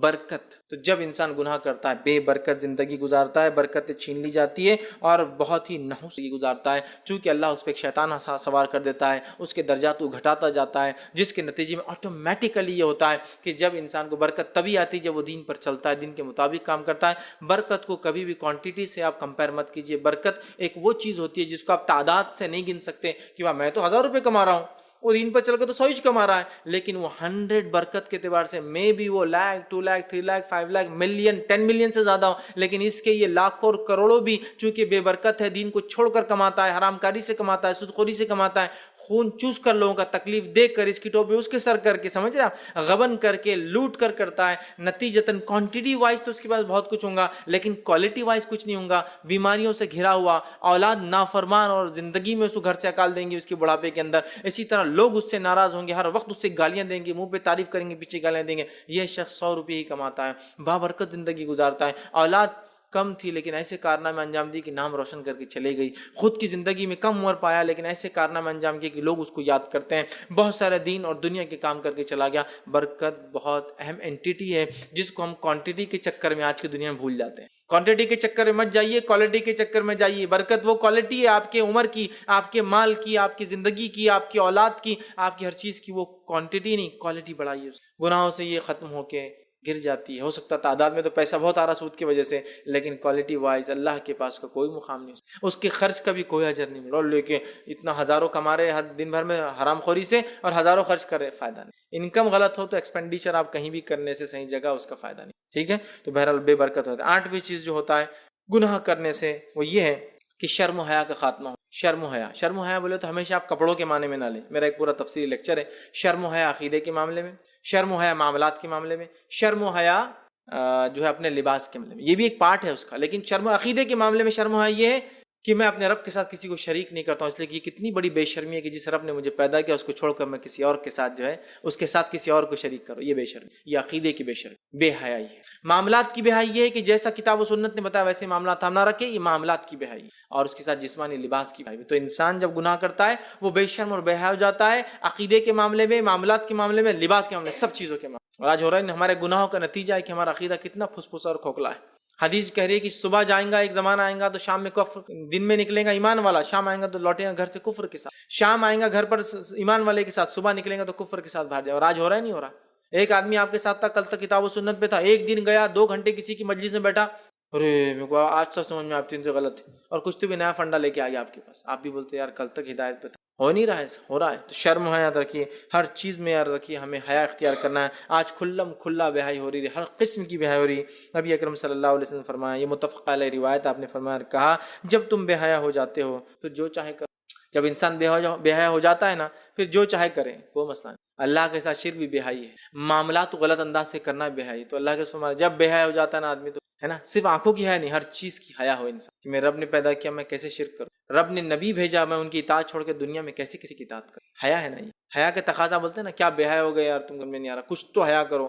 عام طور سے ہم لباس کے معاملے میں کہتے ہیں لیکن ہر چیز کے معاملے میں. اور بے شرمی, حیا کا الٹ بے شرمی ہوتا. بے شرمی جب انسان ہوگی تو حدیث میں کیا ہے, جب تم بے حیائی اختیار کر لو پھر جو چاہے کرو. یا بے شرمی اختیار کر لیتا آدمی تو پھر جو چاہے کرے, پھر اس کا کوئی لمٹ نہیں ہوتی, کوئی اینڈ نہیں ہوتا. ٹھیک ہے. اسی طرح 9ویں چیز گناہوں کے اثرات یہ ہوتے ہیں رزق سے محرومی. رزق سے محرومی, رزق سمجھتے نا, رزق سے مراد انکم, رزق سے مراد اولاد, رزق سے مراد کھیتی اور باڑی, رزق سے مراد مال اور غلہ, جانور وغیرہ جو آپ پالتے ہیں, سب رزق میں انکلوڈ ہوتے ہیں. ٹھیک ہے. ہر وہ سورس جس سے آپ کو بینیفٹ ہو سکتا ہے اور رزق میں کاؤنٹ ہو سکتا ہے. روزی روٹی جس کو عام زبان میں کہیں گے, روزی روٹی تو ہمیشہ روٹی نہیں ہوتا, انکم کی وجہ سے جو چیزیں آتی ہیں. تو رزق میں جو ہے اللہ تعالیٰ محرومی کر دیتا ہے, اور جو ہے وہ کتنا بھی کمائے مطمئن نہیں ہوتا, یا پھر اس سے اللہ تعالیٰ اس کا رزق دور کر دیتا ہے, کم کر دیتا ہے. جیسے کہ نبی اکرم صلی اللہ علیہ وسلم فرماتے, ابن ماجہ کی روایت ہے, اور آدمی کو اس کے کسی گناہ کی وجہ سے رزق سے محروم کر دیا جاتا ہے. حدیث کا ایک جملہ ہے, ایک حصہ ہے, آدمی کو اس کے کسی عمل کی وجہ سے رزق سے محروم کر دیا جاتا ہے. آدمی کو اس کے کسی عمل کی وجہ سے رزق سے محروم کر دیتا ہے اللہ تعالیٰ. تو رزق سے محرومی کا ذریعہ بنتا ہے, اور کیوں نہ ہو. مثال دیتا ہوں, ایک غریب آدمی, آپ نے سوچا اس کو میں کچھ صدقہ دیتا ہوں. کیا دیتا ہوں؟ صدقہ. اب آپ اس غریب آدمی کو صدقہ دینے نکلے, اس کے گھر پر گئے, گھر پر دستک دینے والے تھے تو اندر سے کیا آواز آئی؟ گانے بجانے کی آواز آئی. گانے بجانے کی آواز سنتے ہی آپ کیا کر رہے؟ پیسے واپس لے کے چلے جا رہے ہیں. اس کو کیوں دوں؟ یہ تو حرام کاریوں میں لگا ہوا ہے, گانا بجانا سن رہا ہے, اس کو کیوں دوں میں؟ چلے جا رہے. ہوا نہیں ہوا, اس کا رزق اس سے دور چلا گیا اس کے ایک معصیت اور گناہ کی وجہ سے. ایک آدمی آپ سے بھیک مانگنے اور کو پیچھے سے آ کے شراب پیتا رہا شام میں, تو آپ پیسے دیتے اس کو, ارے بہت اچھی بات بولے یار, آپ نے شراب پیتا ہے تو اب تو زیادہ لو, تم شراب کے لیے الگ لو, کھانے پینے کے لیے الگ رکھو. کرتے ہیں کیا آپ؟ نہیں, شراب پیتا ہے اس کو کیسے دوں گا, حرام کاری کرتا ہے. تو جب بندہ یہ سوچ کر دیتا نہیں ہے کہ دوسرا انسان حرام کاری کر رہا ہے تو میں دوں, تو رب اس کو کیسے دیں گا جب وہ معصیت اور گناہ کرے؟ رب بھی نہیں دیتا. تو اللہ تعالیٰ محروم کر دیتا ہے لوگوں کو رزق سے, اس کا رزق اس سے دور چلا جاتا ہے صرف اور صرف اس کے اس گناہ کی وجہ سے کہ وہ کیا کر رہا ہے؟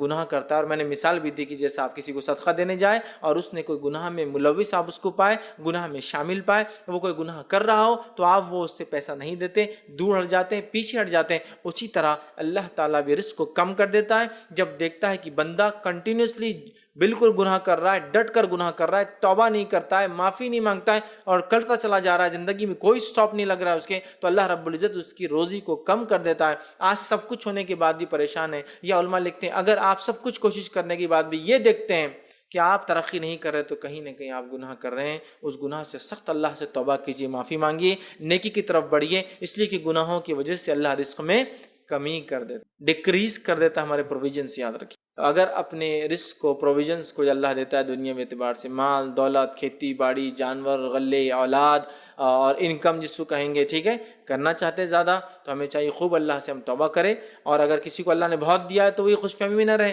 کہ ارے میرے پاس زیادہ اس لیے کہ میں نیک ہوں، نہیں، اس لیے کہ ہو سکتا ہے وہ بھی گناہ گار ہو تو اتنے آگے نہیں بڑھ پا رہا ہو جتنا اللہ اس کو اور دے سکتا تھا، سمجھے نا؟ تو لہٰذا توبہ اور استغفار ہمیشہ انسان کرتا رہے، گناہوں سے اپنی نفس کو ہمیشہ بچاتا رہے۔ اسی طرح جو 10ویں چیز جس کے کرنے سے، وہ گناہ کرنے سے جو ہمارے ساتھ ہوتا ہے، دنیا کا جو نقصان ہوتا ہے اس میں یہ ہے کہ علم سے اللہ تعالیٰ محروم کر دیتا ہے اس شخص کو جو گناہ اور معصیت کرتا ہے۔ اس تعلق سے ایک مشہور اور معروف واقعہ آتا ہے، امام مالک رحمہ اللہ، ان کے پاس امام شافعی جب علم سیکھنے آئے رحمہ اللہ، امام شافعی جب طالب علم تھے، ان کی عمر 16 سال تھی جب یہ امام مالک کے پاس علم سیکھنے آئے، اپنے گھر سے اپنے مختلف استادوں سے سیکھتے آئے، لیکن کسی نے کہا کہ امام شافعی چونکہ ایک بہت ذہین تھے، کسی نے کہا کہ امام مالک کے پاس بھیجیے، امام مالک بہت بڑے محدث تھے، یاد رکھیں بہت بڑے محدث تھے، اور ان کی جس کو کہیں گے اہمیت اور ان کی جلالت اور ان کی بزرگی کا کیا کہنا کہ امام مالک وہ امام ہیں یا وہ ایک جو ہے نیک امام ہیں کہ جن سے علم حدیث سیکھنے، خود امام ابو حنیفہ بھی آ کر جو ہے علم حدیث سیکھنے کے لیے 2 سال جو ہے کوفہ سے آ کر مدینہ رہے اور انہی سے امام مالک سے علم حدیث سیکھ کر گئے۔ تو کتنی بزرگی ہے ان کی کہ ان سے، جس کو سب سے بڑا امام لوگ کہتے ہیں، امام اعظم جن کو لقب دیا جاتا ہے، امام اعظم بھی حدیث کا علم سیکھنے 2 سال امام مالک سے مدینہ، سمجھ رہا؟ یہ ان کی بزرگی ہے، یہ ان کا مقام ہے۔ تو امام مالک کے پاس امام شافعی علم سیکھ، تو امام مالک نے جب امام شافعی کو دیکھا رحمہ اللہ، تو ظاہر سی بات ہے ایک جوہری ہیرے کو پہچان لیتا ہے، ایک فن کا ماہر کسی اس کے فن کی چیز کو پہچان لیتا ہے۔ ہو سکتا ہے آپ کے لیے کوئی ایک انسٹرومنٹ بیکار چیز ہو، اس فن کا ماہر بول سکتا ہے انسٹرومنٹ کی کیا ویلیو ہے نا؟ تو ویسے تو ایک جوہری ہیرے کو پہچانتا ہے۔ تو امام مالک نے جب پہلی بار امام شافعی کو دیکھا، اپنے ایک ینگ اسٹوڈنٹ کو دیکھا، اور ان کا ڈائنامزم، ان کی بات چیت اور ان کا طور طریقہ، اور ایک واقعہ یہ بھی آتا ہے کہ جب امام شافعی رحمہ اللہ امام مالک سے پہلی بار ملے اور وہ ان کے پاس جا کر ان کے کلاس میں بیٹھے، تو ایک شخص وہاں آیا اور کہا امام مالک سے میں ایک فتویٰ چاہتا ہوں۔ تو کہا کیا فتویٰ؟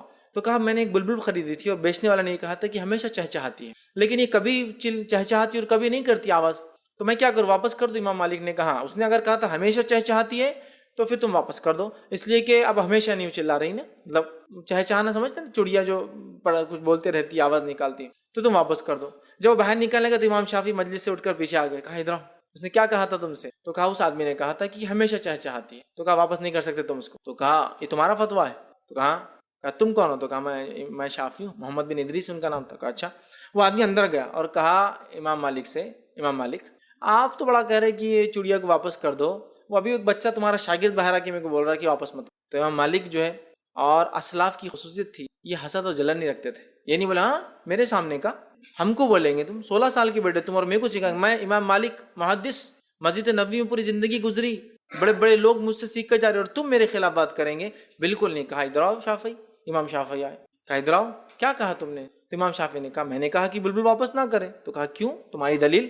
تو کہا میری دلیل وہ حدیث ہے نبی اکرم صلی اللہ علیہ وسلم کی، جس میں نبی اکرم صلی اللہ علیہ وسلم کے پاس ایک عورت ہے اور کہا اللہ کے رسول مجھے 3 رشتے آئے، ایک رشتہ جو پہلے شخص کا آیا اس کا وہ جو ہے معاویہ رضی اللہ عنہ، اس سے نکاح کر لوں؟ تو اللہ کے رسول نے کہا معاویہ کے ہاتھ میں تو ہمیشہ ڈنڈا رہتا، مانا یہ ہے کہ معاویہ ہمیشہ سفر پہ رہتا، اونٹ ہوتے تھے ساتھ تو اونٹ کے لیے ہاتھ میں ڈنڈا ہوتا تھا، بس وقت ملا کہ چلے۔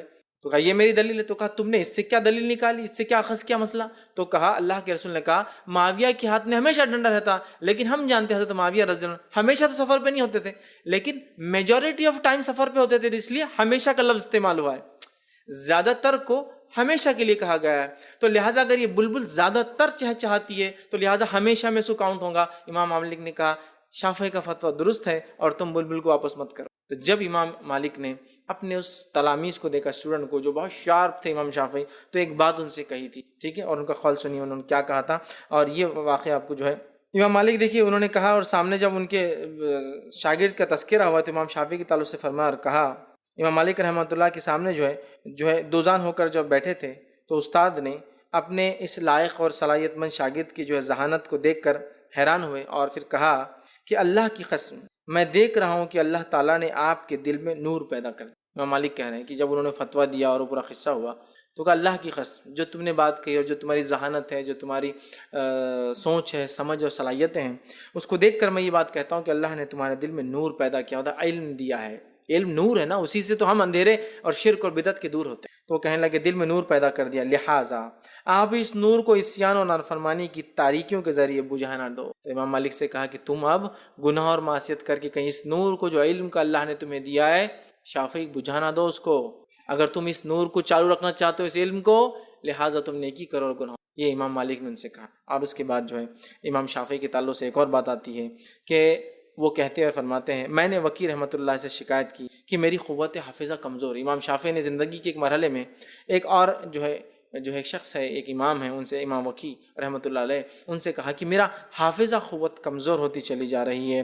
تو انہوں نے فرمایا، امام وکیع نے ان سے فرمایا امام شافعی سے، اور فرمایا گناہ چھوڑ دو، کیونکہ علم اللہ کا فضل ہے اور یہ کسی نافرمان کے دل میں نہیں رہتا ہے، اس کے پاس نہیں۔ علم اللہ کا فضل ہے اور اللہ کا یہ فضل علم گناہگار لوگوں کے پاس نہیں رہتا، نکل جاتا۔ اسی لیے ہم دیکھتے ہیں لوگ جب معصیت اور گناہ کرتے ہیں، اس کے نتیجے میں نام نہاد تو عالم ہوتے ہیں لیکن علم ان سے نکل جاتا۔ نام سے تو ہے، ڈگری یافتہ ہے، لیکن علم نکل گیا۔ کیوں؟ کہ لوگوں کے مال، ان کی دولت، ان کے صدقات، ان کی زکوٰۃ، ان کی خیرات، ان کے معاملات، ان کی دولت پہ ان کی نظر ہے، نہ کہ ان کے اعمال اور ان کے افعال کی ہم کیسے۔ تو کہا علم یہ فضل ہے اور اللہ کا فضل گناہ گار کے پاس نہیں رہ سکتا۔ لہٰذا شافعی اگر تمہارا حافظہ کمزور ہو رہا ہے، اس کا مطلب کہیں نہ کہیں گناہ کر رہے ہو۔ سمجھ رہے ہیں بات؟ کوئی بڑی اہم چیز ہے۔ تو اس سے اسلاف کے اس قول سے یہ پتہ چل رہا ہے کہ ہمیں نیکیاں کرنا ہے، ورنہ ہمارا علم بھی کم ہو جائے گا۔ اور یہ علم صرف دین کا نہیں، یہ بھی ہو سکتا ہے کہ آپ بہت ماہر انجینئر ہو لیکن گناہوں کے نتیجے میں اللہ وہ فن بھی چھین لے۔ آپ بہت ماہر ڈاکٹر ہو لیکن آپ کے گناہوں کے نتیجے میں اللہ وہ فن بھی چھین لے۔ جب یہ علم چھینا جا سکتا ہے دینی، تو دنیاوی علم کیا اللہ کے؟ جب اتنا مقدس اور اصل علم ہے، یہ اگر چھن جاتا ہے معصیت اور گناہ سے، تو دنیا میں چھٹ پٹ علم ہے۔ تو لہٰذا ہم گناہوں سے بچیں۔ گناہوں سے بچنے سے اللہ علم بھی دیتا ہے، فضل دیتا ہے، اور یہ اللہ کا فضل علم۔ اور کسی گناہ گار کے پاس امام وکیع نے فرمایا کہ اللہ تعالیٰ یہ چیز کو باقی نہیں۔ تو لہٰذا ہمارے لیے بہت ضروری ہے کہ ہم اگر علم کو باقی رکھنا چاہتے ہیں، علم حاصل کرنا چاہتے ہیں، تو گناہوں سے بچیں، معصیتوں سے بچیں، اور نیکی میں جو ہم آگے بڑھنے کا۔ ٹھیک ہے، آئیے آگے ہم بڑھتے ہیں۔ اور 11ویں وہ چیز جو گناہ کرنے سے ہوتی ہے اور نقصان ہوتا ہے، وہ یہ ہے کہ مشکلات اور مصائب کہ انبار جمع ہو جائے۔ جب انسان گناہ کرتا ہے تو اللہ تعالیٰ مصیبتوں اور مشکلوں کا انبار ڈھیر اس کے لیے لگا دیتا ہے کہ یہ لو تمہارے لیے گفٹ۔ چونکہ تم گناہ کر رہے ہو تو اللہ مشکلیں دیتا ہے۔ اور ہم نے دیکھا نیک لوگ جو آزمائشوں سے گزرتے ہیں، مختلف مشکلوں، ڈھیروں اور انباروں میں سے بآسانی نکل جاتے ہیں، چونکہ ان کے دل مطمئن ہوتے ہیں۔ اور ہمارا حال یہ ہے کہ اللہ نے نعمتیں دی، ناشکری اور گناہ کے نتیجے میں ہم نے یہ حال کر لیا کہ ڈھیروں انبار ہمارے پاس مصیبت کے لئے، ایک ختم نہیں ہوتی دوسری چالو، دوسری ختم نہیں تیسری چالو، تیسری ختم نہیں چوتھی چالو، چوتھی ختم نہیں پانچویں۔ اور یہ آزمائش نہیں ہے۔ آزمائش ہوتی تو ہمارے دل پریشان نہیں ہوتے۔ اگر ہمارے دل پریشان ہے، اس کا اندر آزمائش نہیں، یہ کہیں نہ کہیں گناہ اور معصیت کا نتیجہ ہے۔ سمجھ رہے آپ؟ تو بہت اہم بات ہے۔ تو ایک نقصان یہ ہے کہ مشکلات اور مصائب ہم پر آنا شروع ہو جاتی ہے۔ اللہ رب العزت قرآن میں فرماتا ہے، سورہ شورى سورہ نمبر 42 آیت نمبر 30، اللہ فرماتا ہے اور کہتا ہے وَمَا أَصَابَكُم مِّن مُّصِيبَةٍ فَبِمَا كَسَبَتْ أَيْدِيكُمْ وَيَعْفُو عَن كَثِيرٍ، کہ جو کچھ گناہ تم پر آتے، جو کچھ مصیبت آتی ہے، جو کچھ تکلیفوں میں تم ملوث کیے جاتے ہو، فَبِمَا كَسَبَتْ أَيْدِيكُمْ، یہ تمہارے ہاتھ ہے جو کما کر لاتے ہیں، وَيَعْفُو عَن كَثِيرٍ، حالانکہ ہم تو بہت معاف کرتے تھے۔ یہ جو اللہ فرما رہا ہے مصیبتیں، پریشانیاں، آندھی طوفان، مشکلیں تم پر گزرتی ہے، یہ خود تمہارے ہاتھوں کی کمائی ہے۔ حالانکہ اللہ فرما رہا ہے وَيَعْفُو عَن كَثِيرٍ، حالانکہ اللہ فرما رہا ہے میں تو معاف کرتا ہوں تم کو بہت۔ اللہ تو بہت معاف کرتا ہے، لیکن ہم اتنے گناہ کرتے کہ اللہ کہتا ہے تمہارے ہاتھوں کی کمائی ہے جو میں تم کو واپس لاؤں۔ یہ ہم گناہ اور معصیت کر کر کے اللہ تعالیٰ کی طرف سے عذابات کو اپنے پر دعوت دیتے، اس لیے یہ مشکلات اور مصائب، مشکلات اور مصائب یہ ہمارے اعمال جو ہاتھ بھیجتے ہیں، اللہ اس کے اعتبار سے فیصلہ کرتا ہے۔ سمجھ رہے ہیں آپ؟ تو ہم جیسے اعمال کریں گے اللہ کے فیصلے ہمارے لیے ویسے آئیں گے۔ اچھے اعمال کریں گے تو اچھے فیصلے، برے اعمال کریں گے تو برے فیصلے ہوں گے۔ تو اللہ فرما رہا ہے یہ تمہارے ہاتھ ہیں جو کما کر بھیجتے ہیں، جس کے نتیجے میں ہم تمہیں مصیبتوں میں ڈالتے ہیں، حالانکہ ہم تو تمہیں بہت معاف کرتے ہیں۔ تو اگر ہم چاہتے ہیں مصیبتیں دور ہو، پریشانیاں دور ہو، چاہے وہ کسی بھی قسم کی ہو، بچوں کے نکاح نہ ہونے کی شکل میں، تجارت کے نہ چلنے کی شکل میں، لوگوں کی نافرمانیوں کی شکل میں، لوگ آپ کو تکلیف دے رہے اس شکل میں، کچھ بھی ہو سکتا ہے، یاد رکھیے تمام کا حل یہ ہے کہ ہم اپنے آپ کو گناہوں سے بچائیں، ورنہ پھر مصیبت آنا شروع ہوتی ہے، اس لیے کہ یہ تمہارے ہاتھوں کی کمائی۔ اللہ فرما حالانکہ ہم تو تمہیں بہت معاف کرتے اللہ فرما وَيَعْفُونَ كَثِيرٌ، ہم تو بہت تمہیں معاف کرتے ہیں، پھر بھی تم جو کرتے ہو یہ تمہارے ہاتھوں کی کمائی ہے، لہٰذا ہمیں چاہیے کہ ہم خوب نیکی کرے، گناہوں سے بچے۔ اسی طرح 12ویں چیز جو گناہ کرنے کا نتیجہ ہوتا ہے دنیا میں وہ یہ ہے، نافرمانی کی وجہ سے جو ہے اللہ تعالیٰ جو ہے وجہ سے جو ہے ہر گناہ گار جو ہے وہ مشکل میں ڈال دیا جاتا ہے، پریشانیوں میں ڈال دیا جاتا ہے۔ مطلب ایک تو یہ کہ مشکلات اور مصائب آتے ہیں، دوسرا یہ کہ نافرمانی کی وجہ سے جو ہے ہر کام مشکل ہو جاتا ہے، مطلب ہر کام میں اللہ مشکلات کو پیدا کر دیتا ہے، ٹھیک ہے۔ اور اس کی دلیل یہ ہے کہ سورہ طلاق سورہ نمبر 65 آیت میں 4 میں اللہ نے فرمایا وَمَن يَتَّقِ اللَّهَ يَجْعَل لَّهُ مِنْ أَمْرِهِ يُسْرًا، جو اللہ کا تقوی اختیار کرتا ہے اس کے لیے ہم کام آسان کر دیتے ہیں۔ اس کا الٹ معنی ہوا جو اللہ کا تقوی اختیار نہیں کرتا، معصیت اور گناہ کرنے والا تقوی کے الٹ کام کر رہا ہے، اللہ اس کے کام کو کیا کرتا ہے؟ مشکل کرتا ہے۔ تو اگر آپ کو ایسا لگ رہا ہے کوئی کام مشکل ہو رہا ہے، نہیں ہو پا رہا ہے، تو اس کا مطلب ہم اللہ کا تقوی ویسا اختیار نہیں کر رہے، گناہوں کو نہیں چھوڑ رہے جس کے نتیجے میں مشکل آ رہی ہے، ورنہ اللہ نے فرمایا اور کہا وَمَن يَتَّقِ اللَّهَ يَجْعَل لَّهُ مِنْ أَمْرِهِ یسرا، جو اللہ کا تقوی اختیار کرتا ہے اللہ اس کے لیے کام آسان کرتا ہے۔ ایک دوسری جگہ فرمایا وَمَن يَتَّقِ اللَّهَ يَجْعَل لَّهُ مَخْرَجًا، اللہ جو ہے اللہ کا تقوی اختیار کرتا ہے اللہ اس کے لیے مصیبتوں اور پریشانیوں سے نکلنا آسان کرتا ہے۔ يَجْعَل لَّهُ مَخْرَجًا وَيَرْزُقْهُ مِنْ حَيْثُ لَا يَحْتَسِبُ، اور ایسی جگہ سے روزی دیتا ہے جہاں سے سوچا بھی نہیں ہوگا۔ سورہ طلاق کی آیت ہے، یہاں کہا اس کے کام آسان کر دیتا ہوں، روزی دیتا ہوں، ایسی جگہ سے سوچتا نہیں ہے، اور امری ہی اس کو آسان کرتا ہوں۔ عبداللہ ابن عباس رضی اللہ عنہما اس کی تفسیر کرتے ہیں آسانی سے مراد دنیا اور آخرت کے ہر مرحلے میں آسانی، جہاں تکلیف، دنیا کی مشکل مصائب میں آسانی، خبر میں آسانی، خبر کے سوال جواب میں آسانی، روز محشر آسانی، پل صراط پر آسانی، اللہ کے سامنے سوال جواب میں آسانی، اور آسانی جنت۔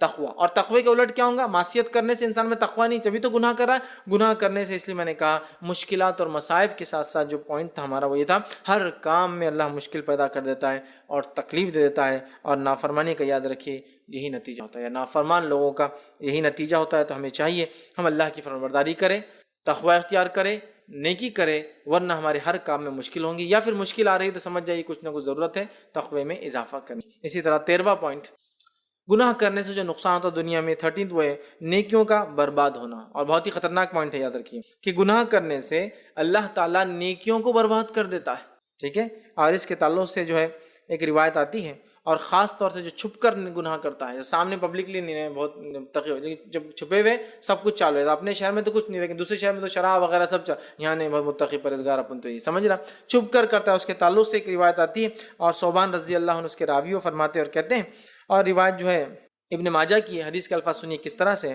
میں یقیناً اپنی امت کے ایسے لوگوں کو جانتا ہوں جو قیامت کے روز ایسی نیکیاں لے کر آئیں گے جو تہامہ پہاڑ کے جو ہے مانند، تہامہ ایک بہت بڑا پہاڑ تھا، آپ سب فرما رہے ہیں، اس کے مانند نیکیاں لے کر آئیں گے، اور فرماتے پہاڑوں کی مانند روشن ہوں گی، لیکن اللہ تعالیٰ ان کی نیکیوں کو ہوا بنا کر اڑا دے گا، چھوٹے چھوٹے ذرے بنائیں گا، ایک ہوا چلیں گی اور وہ پارٹیکلز ہوتے ہیں نا ذرے، ہوا میں بغیر پھونکے کے اڑتے ہیں، دیکھیے اب روشنی آتی ہے کبھی کوئی سوراخ میں سے، ٹین میں سے، گھر میں، اس میں کچھ ذرات اڑتے ہوئے دیکھتے، اس کو کہتے ہیں، تو اللہ تعالیٰ ان کو ذرات بنائے گا جو کہ خود بخود اڑنا چالو ہو جائیں گے، نیکیوں کو اڑا دیں گا، چھوٹے چھوٹے ذرات ماں کے مانند بن۔ حضرت صوبان رضی اللہ عنہ نے سوال کیا اور پوچھا، اے اللہ کے رسول، آپ ان لوگوں کے بارے میں وضاحت کر دیجئے، ان کے بارے میں کھل کر بیان کر دیجئے تاکہ ہم لا علمی میں کہیں وہ لوگوں میں ہم بھی شامل نہ ہو جائے، آپ بتائیے کیا بات ہے، ان کی صفتیں بتائیے کچھ۔ تو نبی اکرم صلی اللہ علیہ وسلم کہا، آپ نے فرمایا جو خبردار وہ تمہارے بھائی اور تمہاری قوم میں سے ہی ہوں گے، وہ کوئی غیر مسلم نہیں ہے، وہ تم میں سے، تمہارے بھائی تمہاری میں سے ہوں گے، قوم میں سے ہوں گے، اور وہ رات کو اسی طرح قیام کریں گے جیسے تم لوگ کرتے ہو، وہ رات میں قیام بھی کریں گے، تہجد کو اٹھیں گے جیسے تم کرتے ہو، مطلب فرائض تو سب کرتے ہوں گے، نوافل، تہجد چونکہ نوافل میں سب سے افضل عمل ہے، تو وہ رات میں بھی اٹھیں گے اور تمہارے لوگوں میں سے ہوں گے اور تمہاری مانند ہوں گے اور رات میں قیام کریں گے جیسے تم کرتے ہو، لیکن وہ ایسے لوگ ہوں گے جب خلوت میں اکیلے میں ہوں گے، جب کوئی ان کو دیکھ نہیں رہا ہوگا یا کوئی ان کی پہچان کا نہیں ہوگا، خلوت میں انہیں اللہ تعالیٰ کی حرام کردہ چیزیں ملیں گی تو وہ ان کو اپنا لیں گے اور ان سے بچیں گے۔ دنیا کے سامنے رہیں گے تو سب کچھ کریں گے، نماز، روزے، تہجد میں بھی اٹھیں گے، سب کریں گے، لیکن جب اکیلے چلے جائیں گے، دور چلے جائیں گے تو تب کیا کریں گے؟ اللہ کی حرام کردہ چیزوں کو استعمال کرنے میں کوئی آر محسوس، بالکل چلنے دو، سمجھ رہے آپ؟ تو نیکیوں کے پہاڑ، نورانی نیکیاں چمک رہی ہوں گی، نیکیاں حدیث میں الفاظ ہے، لیکن اڑا دی جائیں گی، چونکہ یہ نیکیاں صرف بتانے کے لیے کی گئی، لوگوں کے سامنے کی گئی، چونکہ خلوت میں جب گئے، اکیلے میں جب تھے تو بہت دھڑلے سے گناہ کرتے رہے، ہے نا، بہت سے لوگ ہوتے ہیں، یہاں سے گلف چلے گئے، اب یہاں تو لوگ پہچانتے تھے، داڑھی تھی، گلف چلے گئے، کاٹ دو بولے، جب جانے سے پہلے پھر رکھ لیں گے ایک مہینہ، جا کے انڈیا میں جا کے بتائیں گے اپن جڑے ہوئے 6 بیوی، سمجھ رہا شہر میں تو ایسا پردہ کہ اوہ لوگ دیکھ کے رشک کرے بھائی کیا ان کی بیوی اور ان کے گھر والے پردہ کرتے ہیں، لیکن پکنک اسپاٹ پہ دیکھو تو آپ سمجھتے ہیں بھائی کوئی عورتوں کو لا کے کھیل تو نہیں رہا الگ سے، ارے نہیں اس کی بیوی سے، ارے لیکن یہ تو شہر میں، اب یہاں کون پہچان رہا، دوسرے شہر میں آ گئے نا۔ پردہ تو شہر والوں کے لیے نا، صرف پردہ تو سسرال والوں کے لیے، میکے والوں سے پردہ نہیں ہے، اور دوسرے شہر میں چلے گئے بھی تو پردہ نہیں ہے، تو یہاں سے جب بیٹھے تو منمار تک پردہ ہے، بمبئی پہنچنے تک پردہ اتر جاتا ہے، جب اسٹیشن پہ اترتے تو جب 2 عورتیں چڑھی تھی پردے کے ساتھ، ادھر اترے تو 2 عورتیں بغیر پردے کی اتری، کیوں اب کون پہچان رہا ہے ممبئی میں اپنے؟ تو پردہ غیر محرم مردوں سے ہے، جان پہچان والوں سے اور انجان ایسا نہیں، تو گویا اکیلے میں ہیں تو حرام کو ارتکاب سب کے سامنے ہے، تو نہیں سب غلط ہے، سمجھ رہے ہیں؟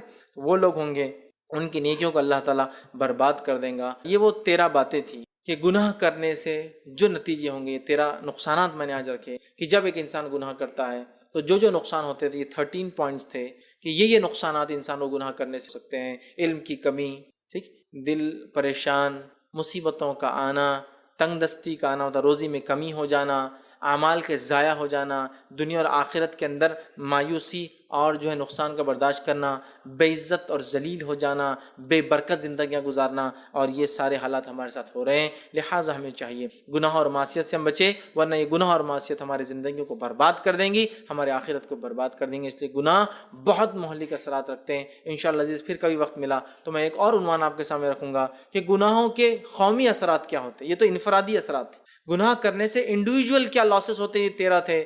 گناہ کرنے سے قومی اثرات بھی ہوتے ہیں کہ اللہ عذابات لاتا ہے، زلازل لاتا ہے، حکمرانوں کو ایسے مسلط کرتا ہے جو ظلم کرتے ہیں۔ انشاءاللہ اگلی بار موقع ملا ہم ایک اور پارٹ دیکھیں گے کہ گناہوں کے قوموں پر کیا اثرات ہوتے ہیں، یہ تھے گناہوں کے افراد پر کیا اثرات ہوتے ہیں۔ تو ہمیں چاہیے اپنے گناہوں سے ہم توبہ کریں، ورنہ جو ہم نے تو اتنے گناہ کر رکھے ہیں کہ اللہ تعالیٰ اگر ہم پر رحم اور فضل نہ کرے تو شاید ہم میں سے کوئی بھی جنت میں نہیں جائیں۔ تو ہمیں چاہیے ہم سخت اللہ سے توبہ کریں، اپنے گناہوں کو ڈیٹیکٹ کریں، معلومات حاصل کریں، اور جتنا ہو سکتا ہے گناہوں کو نکالیں۔ ہم یقیناً جانتے ہیں ہم کبھی بھی جو ہے گناہوں سے پاک نہیں ہو سکتے ہیں، اس لیے کہ اللہ کے رسول نے فرمایا کل بنی آدم خطا، آدم کی اولاد ہے تو خطا کار ہے ہم، لیکن ہمارے پاس ایک زبردست ہتھیار ہے جو ہمارے والد آدم علیہ السلام نے اپنایا تھا، جس کو شیطان نے نہیں اپنانے کی وجہ سے قیامت تک کے لیے درماندہ، جس کو بولیں گے دھتکارا گیا، رجیم کہا گیا، ہکال دیا گیا، وہ تھا توبہ۔ اس نے توبہ کر لے، توبہ نہیں کی، اور آدم علیہ السلام کی صفت یہ تھی آپ نے توبہ کر لی، لہٰذا توبہ کا ہتھیار ہمارے پاس ہے، بار بار کثرت سے توبہ کرے۔ لیکن توبہ کا معنی گناہ کرنا نہیں ہے، گناہ ہو جاتے تو توبہ کرنا ہے، توبہ کثرت سے کرے، گناہوں کو جانے کہاں ہو رہے ہیں، گناہوں اور معصیت سے رکنے کی کوشش کرے تاکہ دنیا کی ایک بہترین زندگی ہم گزاریں، اور انشاءاللہ عزیز مرنے کے بعد آخرت کی ایک بہترین زندگی ہماری ہو، اور یہ بہت زیادہ ضروری ہے۔ ورنہ گناہوں کو ہم بہت معمولی سمجھ رہے ہیں، گالیوں کی شکل میں، لڑائی جھگڑے کی شکل میں، ستانے کی شکل میں، حلال روزی حرام روزی کمانے کی شکل میں، بے پردگی کی شکل میں، کتنی شکلیں میں کہتا ہوں نا، صبح سے لے کر شام تک اس کو لکھنا اور اس کا فہرست اور انڈیکسنگ کرنا بھی ناممکن ہے، اتنے ہم کر رہے ہیں۔ تو ہمیں چاہیے ڈیٹیکٹ کرے اور ایک ایک گناہ سے توبہ کرے، تاکہ ہمارا رب جو ہے ہمارے لیے ویسے فیصلے کرے جیسا ہم چاہتا ہے، اور دنیا بھی ہماری کامیاب کرے اور آخرت بھی ہماری کامیاب کرے۔ اسی پہ اپنی بات کو میں ختم کروں گا۔ اللہ رب العزت سے دعا ہے کہ اللہ سبحانہ تعالیٰ جو کچھ کہا سنا گیا اسے عمل کی توفیق عطا فرمائے، ہمیں ہر قسم کی گناہ سے اپنے آپ کو بچانے کی توفیق دے، ہم میں وہ تقویٰ پیدا کرے جو تقویٰ تجھے مطلوب ہے۔ جب تک ہمیں زندہ رکھ، ایمان اور اسلام پہ اللہ ہمیں زندہ رکھ، جب بھی ہمارا خاتمہ ہو ایمان پر ہمارا خاتمہ ہو۔ وآخر دعوانا الحمد للہ رب العالمین، سبحان ربک رب العزت عما یصفون وسلام علی المرسلین والحمد للہ رب العالمین۔ السلام علیکم۔ میرا سوال ٹاپک سے ریلیٹڈ ہی ہے فیض بھائی، لیکن شاید اس کا جواب آپ کے سیکنڈ ٹاپک میں آ جائے، لیکن ذہن میں ہے سوال اس لیے پوچھ رہا ہوں۔ اپنے ریجن میں جیسا بارش کا ابھی بہت کمی ہے، اور بارش ایک نعمت ہے، رحمت ہے اللہ کے طرف سے، جس کے نہیں آنے سے نقصانات فارمرز میں، بزنس میں کافی ہو رہے ہیں۔ تو یہ بارش کا نہیں آنا یہ بھی ایک گناہ کے سبب ریلیٹڈ ہے کہ جیسا ہمارے عوام میں گناہ زیادہ ہو رہے اس لیے بارش نہیں ہو رہی، ایسا؟ بھائی نے ایک سوال کیا کہ جیسا کہ مہاٹواڑہ کا علاقہ ہے اور بہت سارے اور بھی ہندوستان کے اور دنیا کے علاقے ہیں جہاں بارش نہیں ہوتی یا ہو نہیں رہی ہے، ابھی پہلے تو ہوتی تھی اب نہیں ہو رہی۔ ایک تو ہے کہ عرب علاقے تو ہم بارش ہی نہیں، اب یہ ہے کہ جہاں بارش ہوتی تھی وہاں نہیں ہو رہی، تو کیا یہ عذاب اللہ کا یا گناہوں کا نتیجہ؟ اس لیے کہ پہلے تو بارش بہت اچھی ہوتی تھی، اب بارش نہیں ہو رہی، بہت مشکل ہے، کسانوں کو بھی نقصان ہے، فارمرز کو، ٹریڈرز کو بھی نقصان ہے، بزنس کو، اور چھوٹے سے لے کر اوپر تک سب افیکٹ ہو رہا ہے، ایسے ہر چیز مہنگی ہوتی جا رہی، تو کیا یہ بھی عذاب ہے؟ تو یاد رکھیں اس تعلق سے ایک حدیث آتی ہے جو ابن ماجہ کی روایت ہے، نبی اکرم صلی اللہ علیہ وسلم نے اس نے فرمایا، اس کا خالی ایک جملہ دیکھیں میں آپ کے سامنے رکھتا ہوں، اور آپ نے فرمایا رکھا، اور جب لوگ اپنے مالوں کی زکوٰۃ نہیں نکالتے تو اللہ تعالیٰ بارش کو بند کر دیتا ہے، اگر جانور نہ ہوتے تو اللہ بارش ہی نہیں برساتا۔ جب لوگ زکوٰۃ دینا بند کر دیتے ہیں تو اللہ بارش کو روک لیتا ہے، اگر جانور نہ ہوتے تو اللہ بارش ہی نہ برساتا۔ تو اس سے یہ پتہ چلا کہ اللہ جو بارش برسا بھی دیتا ہے اس علاقے میں وہ اس لیے ہوتی ہے کہ جانوروں کو جو دینا ہے، چونکہ وہ ان کا کوئی اس میں قصور نہیں ہے. تو اگر جانور نہ ہوتے تو اللہ بارش بالکل ہی نہیں برساتا تھا. تو جو کچھ تھوڑی بہت بارش برستی ہے وہ جانوروں کے لیے برس جاتی. تو یہ کب ہوتا ہے سچویشن سیناریو؟ یہ تب ہوتا ہے بارش کا نہ آنا جن علاقوں میں اچھی آتی تھی جب زکوٰۃ نہیں نکالی جاتی. اب آپ کہیں گے ارے اب غیر مسلم جو ہے وہ بھی تو ہے نا، وہ کہیں کہ زکوٰۃ وقت دیتے، پھر ان کا کیا ہے؟ بھائی جو مسلم ہے وہ تو اپنی زکوٰۃ دے دے، اپنا حق کی بارش تو لے لے، ان کا چھوڑ دے. جیسا کہ صحابہ یا عرب کے علاقے میں تو پورے مسلمان ہیں، ٹھیک ہے، لیکن یہاں تو ہم وہ تو دے جو ہمارا حق ہے. تو اللہ تعالیٰ اتنی برسائیں گا جتنی برساتا تھا ہر سال. یہ تو اسی لیے برسا رہا تھا نا کہ لو. تو جب زکوٰۃ کا دینا بند ہو جاتا ہے تو بارش ہونا بند ہو جاتی ہے. تو لہٰذا اگر کسی علاقے میں بارش نہیں ہو رہی ہوتی تھی تو مسلمان توبہ کریں اور زکوٰۃ ادا کریں، اس لیے کہ زکوٰۃ جب روک لی جاتی ہے تو اللہ تعالیٰ بارش کو روک دیتا ہے. تو یہی سبب ہے آج میں کہوں گا کہ جو بارش روک لی گئی ہے یہ اللہ کا عذاب ہے، اس لیے کہ زکوٰۃ ادا نہیں کی جا رہی ہے. اس کے علاوہ بھی سبب ہو سکتے ہیں، لیکن حدیث میں ایک سبب، ایک وجہ، ایک ریزن یہ بھی آتی ہے کہ زکوٰۃ کا نہ دینا بارش کے نہ ہونے کی وجہ. کسی نے ایک سوال کیا ہے کہ ہم لوگ مدینہ میں 30 سال سے رہتے ہیں، میں اپنے بھائی بہنوں کی 30 سالوں سے کفالت کرتا آ رہا ہوں. مسئلہ یہ ہے کہ میرے بڑے بھائی نے میری ایک پراپرٹی بیچ کر خود مکان لے لیا اور میری زمین پر قبضہ کر لیا، جس کو واپس لینے کے لیے مجھے بھائی کو 12 لاکھ روپے دینے پڑے. اس پر ہم نے صبر کر لیا اور انہیں معاف کر دیا. اس کے بعد بھائی میرے بیوی اور بچوں کو ذلیل کیا، یہاں تک کہ میری بیٹیوں کے کیریکٹر پر انگلیاں اٹھائی اور انہیں ہر جگہ بدنام کیا، جبکہ میری بیٹیاں کتاب اور سنت کی پابند ہیں. اب میرے بھائی مجھ سے معافی مانگ رہے ہیں، جبکہ ابھی بھی ان کے خدشہ ہے. مشورہ دیجیے، مطلب ابھی بھی وہ کہہ رہے ہیں مجھے ڈر ہے کہ وہ کچھ اور کر سکتے، ہم کیا کریں؟ دیکھیے سب سے پہلی چیز تو یہ بات یاد رکھیے، جو آپ نے سوال کیا، آپ نے بھائی نے آپ کی ایک پراپرٹی لی، اس کو بیچ دی، بیچ کر خود گھر لے لیا، آپ کو اپنی پراپرٹی دینے کے لیے 12 لاکھ روپے دے کے اس سے چھڑانا پڑا، تو گویا اس نے آپ پر ظلم کیا. اس کے بعد اس نے آپ کو تکلیف دی، آپ کی بچیوں پر الزام لگائے، آج وہ معافی مانگ رہا ہے. تو میں تو یہ کہوں گا اس کو آپ معاف کر دیں، لیکن اس کی معافی سچی تبھی ہوگی. مطلب معاف کرنے سے بولا ٹھیک ہے ہم نے معاف کر دیا، ٹھیک ہے اپنی جگہ رہنے دیں، معاف کر لیا بلکہ گلے مل کے اب چپکا مت لیجیے، معاف کر دیا. معافی تبھی ہوگی سچی کہ جب وہ آپ کو آپ کی زمین واپس دے. اگر وہ سچا اس نے معافی مانگی. سچی توبہ تب ہوگی کہ جب وہ آپ کو آپ کا پلاٹ دے دے یا پلاٹ کی رقم دے دے، یا جو پہلا پلاٹ بیچ کر اس نے اپنا گھر خریدا تھا وہ گھر بیچ کر آپ کو دے، یا وہ گھر آپ کو دے دے اس لیے کہ وہ آپ کی پراپرٹی سے خریدا تھا. اسی طرح وہ 12 لاکھ روپے جو کیش لیے تو وہ بھی آپ کو واپس کرے، تب مانا جائے گا کہ اس کی توبہ سچی تھی. ہاں اگر وہ خیرہ خاری بچیوں پہ جو کیریکٹر پہ معافی، تو ٹھیک ہے ہم نے معاف کر دیا بولنا، لیکن معاف کرنے کا مراد یہ نہیں کہ آپ اس بھائی سے ہم نہیں والا ہم پیالہ ہو جائیں، چونکہ ڈر ہے کہ فیوچر میں پھر نقصان دیں گا، پھر پلٹ کر آپ پر وار کریں گا، چونکہ وہ ایک بار دھوکہ دے چکا ہے. لیکن اگر اس کی توبہ حقیقت میں سچی ہے، سچی توبہ یہ کہ جو پلاٹ آپ کا تھا اس نے بیچ کر دوسرا پلاٹ لیا، وہ پلاٹ تو واپس نہیں دلا سکتا، جس پر وہ رہ رہا ہے وہ پورا آپ کو دے دے، چونکہ وہ آپ کی ملکیت تھی پہلے جس کو بیچ کر لیا. 12 لاکھ روپیز بھی آپ سے لیا تھا، یا تو 12 لاکھ روپے دے، یا اس مکان کو اگر اس نے 12 لاکھ میں تب بنایا تھا جو آپ کے پلاٹ بیچ کر دوسری زمین لے کے بنایا، تو وہ آپ کو پورا دے دے کہ میرے بھائی مجھ سے غلطی ہوئی، یہ آپ کا پلاٹ، یہ 12 لاکھ میں مکان بنایا تھا، یہ آپ کا مکان، آپ کی بچیوں پہ الزام لگایا تھا، میں اس معاملے میں اللہ سے توبہ کر چکا، آپ بھی معاف کیجیے. تو میں سمجھتا ہوں پھر تو آپ معاف کر دیں، چونکہ اس کی توبہ سچی ہوں گی، اس نے پلاٹ بھی دے رہا ہے، زمین بھی دے رہا ہے، سب دے رہا ہے. لیکن اگر خالی یہ ہوگا بھائی میرے کو بہت غلطی ہوئی کہ مجھے معاف کر دے، لیکن وہ پلاٹ کا بات نہیں کرنا، وہ سب اپنی جگہ ہوگا، جو ہو گیا وہ ہو گیا، اللہ تعالیٰ بھی وہ جو ہوگا تو جو ہو گیا، اب صرف میرے کو معافی دے دو، تو میں کہوں گا آگے دشمنی نہ بڑھے، خامخواہ اور نقصان نہ پہنچائے آپ کو، تو آپ اس کو